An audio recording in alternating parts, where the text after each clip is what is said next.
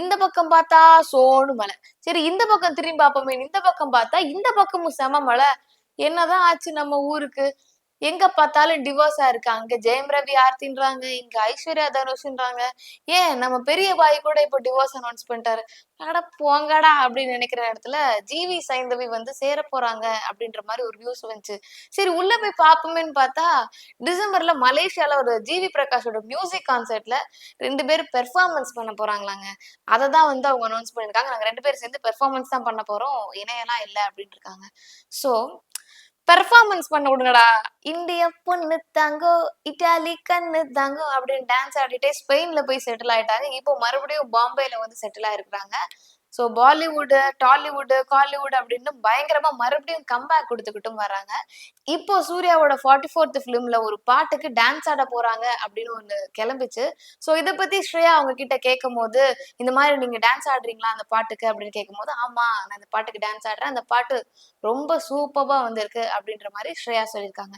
So இதெல்லாம் ஒரு பக்கம் இருக்கட்டும், யாரெல்லாம் இவங்க பேரு ஸ்ரேயா அப்படின்னு நினைச்சுக்கிட்டு இருந்தீங்கன்றதையும் கமெண்ட்ஸ்ல சொல்லிட்டு போங்க. திடீர்னு தலையெழுத்தையே மாத்திய 5 திரைப்படங்கள் தான் இன்னைக்கு நம்ம பார்க்க போறோம். ஃபர்ஸ்ட் தியேட்டர்ல பெரிய அளவுக்கு ரெஸ்பான்ஸ் இல்லாம அதுக்கப்புறம் ரசிகர்களால பயங்கரமா கொண்டாடப்பட்ட படங்களை தான் பார்க்க போறோம். அதுல முதல் படம் 1999 ரிலீஸ் ஆன சேதுன்ற படம் தான்.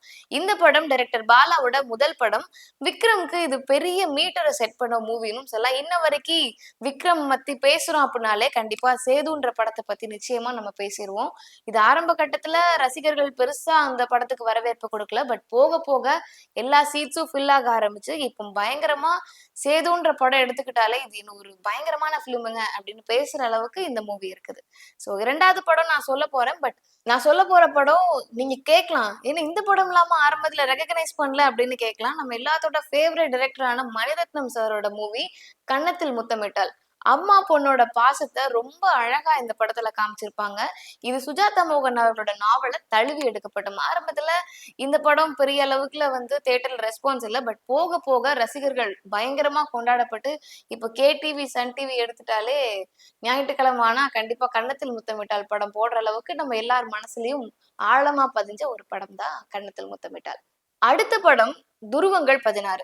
இது அப்பப்ப ட்விஸ்ட் வச்சு வச்சு வச்சு நம்மள சீட்லயே உட்கார வச்சிருக்க படம் தான் இந்த படம். ஆரம்பத்துல இந்த படமும் பெரிய அளவில் ரசிகர்கிட்ட வந்து போய் சேரல. ஆனா போக போக நாளடைவுல ரசிகர்கள் பயங்கரமா கொண்டாட ஆரம்பிச்சிட்டாங்க. ஏப்பா எந்த அளவுக்கு சஸ்பென்ஸ் த்ரில்லர் மூவி தெரியுமா இது, இந்த படத்தை போய் பாருங்கப்பா அப்படின்ற அளவுக்கு மக்களிடையே பேசப்பட்ட மூவி. இதோட டைரக்டர் வந்து கார்த்திக் நரேன். அதுக்கு அடுத்த மூவி சித்திரம் பேசுதடி. வாழ மீனுக்கும் விலங்கு மீனுக்கும் கல்யாணம் அப்படின்னு சொல்லிட்டு மஞ்ச சாரி அப்படின்ற ஃபீவரை வந்து கொண்டு வந்தாரு மிஸ்கின். சோ அந்த படமும் ஆரம்பத்துல பெரிய அளவுக்கு தியேட்டர்ல வந்து ரெஸ்பான்ஸ் இல்ல. இந்த பாட்டு ரிலீஸ் ஆனதுக்கு அப்புறம் இது என்ன பாட்டா நல்லா இருக்கு, வாழ மீனுக்கு விலங்கு மீனுக்கு கல்யாணம் அப்படின்னு சொல்லிட்டு ஆடியன்ஸ் எங்க திரும்பி பார்த்தாலும் இந்த பாட்டு பாட ஆரம்பிச்சு இந்த படத்தையும் அந்த டைம்ல ட்ரெண்ட் பண்ண ஆரம்பிச்சுட்டாங்க. சோ இந்த படம் ஆரம்பத்துல பெரிய அளவுக்கு சினிமால ஓடலைனாலும், தியேட்டர்ஸ்ல ஓடலைனாலும் அதுக்கப்புறம் பயங்கரமா பிக்கப் ஆகி இந்த பாட்டுனாலே பயங்கர ஹிட் ஆச்சு இந்த மூவி. கடைசியா நான் சொல்ல போற மூவி நான். நான் இல்ல, நான் விஜய் ஆண்டனி நடிச்ச படமான நான். இது விஜய் ஆண்டனிய ஒரு ஹீரோவா நம்ம பார்த்த மூவி.